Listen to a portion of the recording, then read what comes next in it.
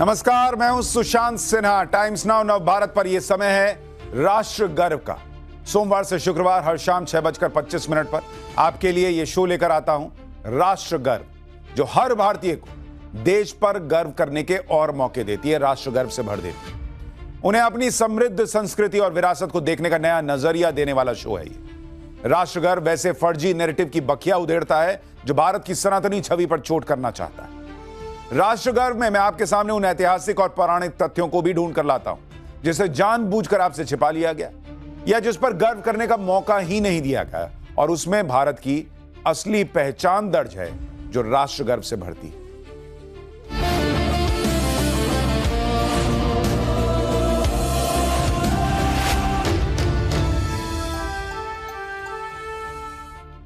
राष्ट्र गर्व में आज एक और राष्ट्र के ऊपर गर्व करने वाली कहानी, सेतुबंध रामेश्वरम का वो चौंकाने वाला चैप्टर जिसमें असंभव को संभव करने वाली सनातन की रहस्यमयी इंजीनियरिंग और पुरातन विज्ञान दोनों ही भारत को उत्तर से दक्षिण, पूरब से पश्चिम तक अखंड रखने की भावना है, और दर्जनों ऐसे हैरत अंगेज सबूत हैं जो हर भारतीय को राष्ट्र गर्व से भरने वाले। रामेश्वरम हम भारतीयों के लिए सिर्फ मंदिर नहीं, भारत की आत्मा है बॉस। सनातन के 4 धामों में एक है रामेश्वरम। इसकी गिनती भगवान शिव के 12 ज्योतिर्लिंगों में भी होती है।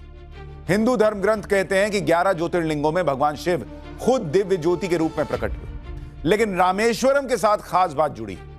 यह एक अकेला ऐसा ज्योतिर्लिंग है जिसके बालू से बने होने की मान्यता है, जहां भक्त की प्रार्थना पर भगवान शिव ज्योतिर्लिंग के रूप में स्थापित हुए। यह एक अकेला ऐसा ज्योतिर्लिंग है जहां वैष्णव और शैव परंपराओं का संगम दिखता है।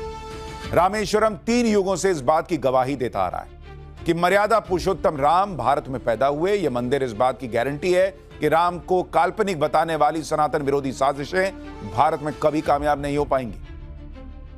भारत की सनातनी पहचान मिटाने के लिए राम मंदिर को निशाना बनाया गया, यह सब जानते हैं, लेकिन उससे भी पहले रामेश्वरम को नेस्तनाबूद करने की कोशिशें हुई। यह आप में से ज्यादातर को मालूम नहीं होगा। इसकी चौंकाने वाली परतें आज खोलूंगा, लेकिन पहले रामेश्वरम मंदिर के निर्माण से जुड़े सनातनी इंजीनियरिंग के विज्ञान का रहस्य आपको बताना चाहता हूं, जो आपको भी राष्ट्र गर्व से भर देगा। मन को लुभाने वाली ये तस्वीरें रामेश्वरम की हैं, जहां एक तरफ समंदर में तैरते अनगिनत बोट दिख रहे हैं, वहीं समंदर के किनारे 4 गोपुरम से घिरा वो परकोटा भी नजर आ रहा है, जहां जिंदगी में कम से कम एक बार जाने की कामना हर सनातनी रखता है। सनातन के पवित्रतम धामों में होती है इस स्थान की गिनती। बुर्ज खलीफा जो दुनिया की सबसे ऊंची इमारत है, वो भी समंदर किनारे रेतीली जमीन पर बनी है। वो धंसे नहीं, इसके लिए उसकी नींव में 164 फुट गहराई तक कंक्रीट के 5-5 फुट मोटे पिलर लगाए गए हैं, जिनकी औसत मोटाई 5 फीट है। और ऐसे 1-2 नहीं, 192 पिलर बुर्ज खलीफा की नींव में लगे हैं। उसमें बीच बीच में 12.25 फीट मोटे कंक्रीट के दर्जनों राफ्ट बनाए गए हैं, ताकि उसे जमीन में धंसने से रोका जा सके। यह मॉडर्न टेक्नोलॉजी और अत्याधुनिक मशीनों के जरिए संभव हो सका। बुर्ज खलीफा में फाउंडेशन और नींव के पिलर्स पर पड़ने वाले दबाव पर रेडियोमीटर, स्ट्रेन गेज और जियो टेक्निकल सेंसर से निगरानी रखी जाती है। हर हफ्ते जांच की जाती है कि कहीं इसमें धंसाव तो नहीं हो रहा है या ये किसी तरफ झुक तो नहीं रहा। लेकिन रामेश्वरम मंदिर जमीन में धंसने की किसी भी आशंका को खारिज कर गर्व से खड़ा है। उसे किसी मशीन, किसी सेंसर की जरूरत नहीं, क्योंकि उसके पीछे सनातन की इंजीनियरिंग की सूक्ष्म गणना, उसकी डिजाइन और गहरी वैज्ञानिकता है। 12वीं सदी में रामेश्वरम मंदिर को सैंडबॉक्स तकनीक से बनाया गया ताकि इसे जमीन में धंसने से बचाया जा सके।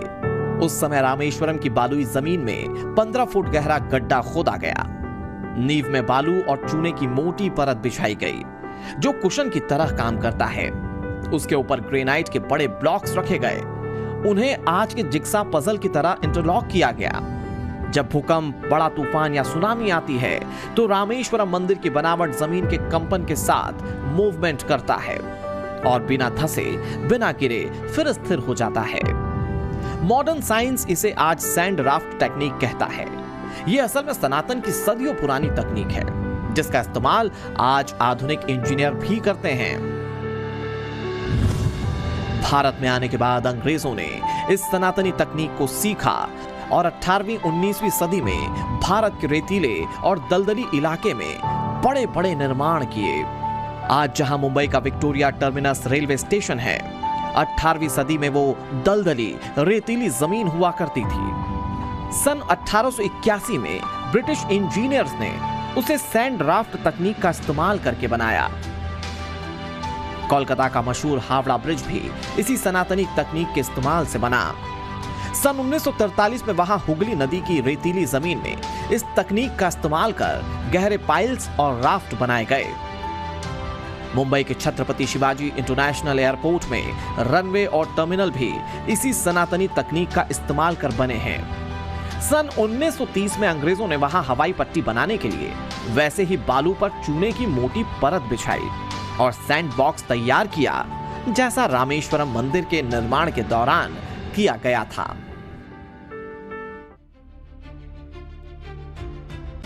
सैंड बॉक्स टेक्निक यानी रेत का तकिया कह लीजिए, यह भारत की सनातनी वास्तुकला की अपनी टेक्निक है, जिसके इस्तेमाल का 1500 साल का लिखित इतिहास है। दुनिया ने इसका इस्तेमाल 19वीं सदी में करना सीखा, जब यूरोप में आरसीसी यानी रीइंफोर्स सीमेंट कंक्रीट का इस्तेमाल शुरू हुआ। ब्रिटेन, फ्रांस, अमेरिका ने तब भारत के सैंड बॉक्स तकनीक को आरसीसी से जोड़ा। आज दुनिया भर में बड़े बड़े निर्माण में इसका इस्तेमाल होता है। दुनिया भर में बड़े बड़े बंदरगाह बनाने में इसका इस्तेमाल हो रहा है। तो भवन निर्माण की विदेशी टेक्नोलॉजी का गुणगान अगर कर रहा है कोई, तो आपको भारत के वास्तु विज्ञान और सनातनी साइंस का मजाक उड़ाता भी दिख जाएगा। उसे रामेश्वरम मंदिर के निर्माण की कहानी जरूर सुनाइएगा राष्ट्रगर्भ में देखकर, और मॉडर्न आरसीसी टेक्नोलॉजी से उसका कनेक्शन जरूर बताइएगा। इसके बाद भी कोई अगर थिथरई करने आ जाए तो मिस्र और रोमन सिविलाइजेशन की कहानी सुनाता हूं। उन्हें यह ऐतिहासिक फैक्ट भी जरूर बताइएगा कि रोमन सभ्यता में बालू का मोटार की तरह इस्तेमाल जरूर हुआ, लेकिन वो सैंड राफ्ट की फाउंडेशन तकनीक नहीं जानते थे। वैसे भी रामेश्वरम पर हर भारतीय को क्यों राष्ट्रगर्व करना चाहिए, इसके एक नहीं अनेक वजह हैं, रहस्य हैं जिसे समझने में आधुनिक विज्ञान को कई दशक लग गए। भाई, दुनिया तो आज ये मानने में हिचकती है कि राम सेतु मानव निर्मित है, जबकि हमारे धर्म ग्रंथों में युगों से इसकी कहानी, इसका पूरा खाका दर्ज।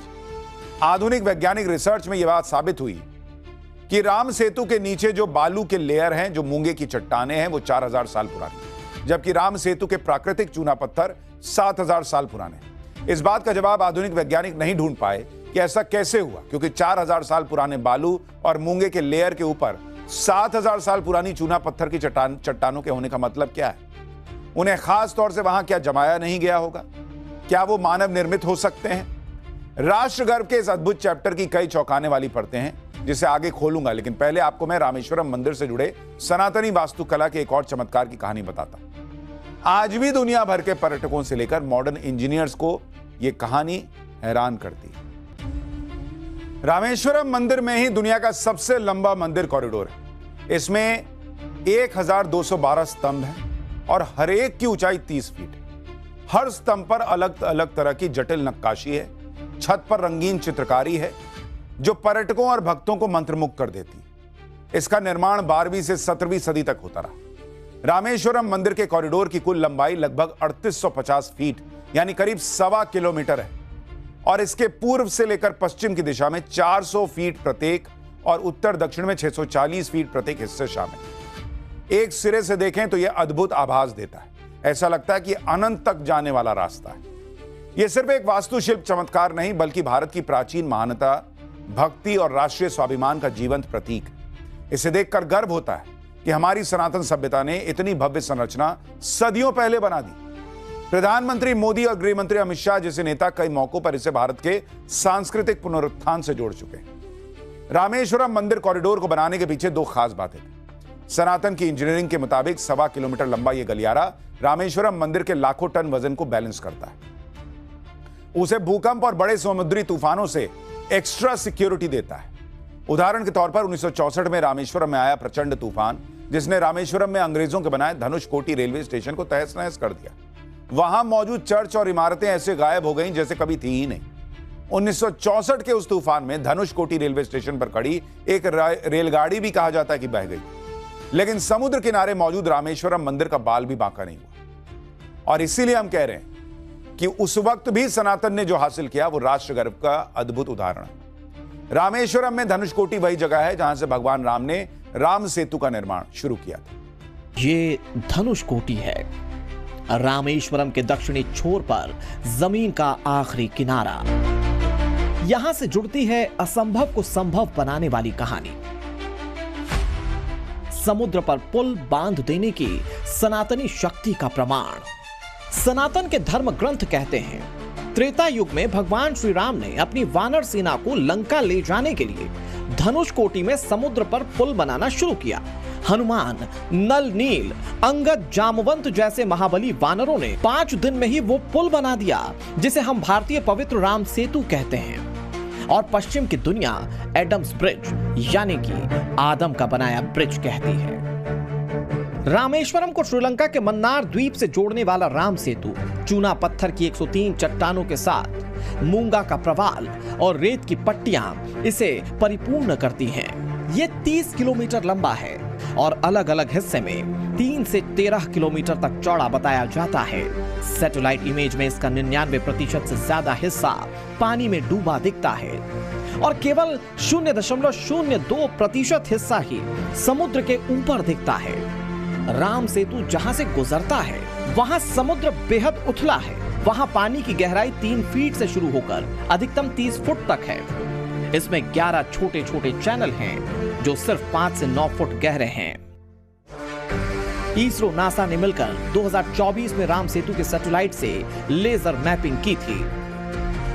आप जानकर हैरान रह जाएंगे कि 15वीं शताब्दी तक राम सेतु को लोग पैदल पार किया करते थे। रामेश्वरम मंदिर के पुराने दस्तावेजों के अलावा एनसाइक्लोपीडिया ब्रिटानिका और श्रीलंका टूरिज्म की ऑफिशियल वेबसाइट में इसका पूरा जिक्र है, जो बताता है कि सन 1480 ईस्वी में एक भयंकर तूफान आया था जिसने राम सेतु को क्षतिग्रस्त कर दिया। इसमें कई जगह दरारें आ गईं, जिससे इसका चैनल गहरा हो गया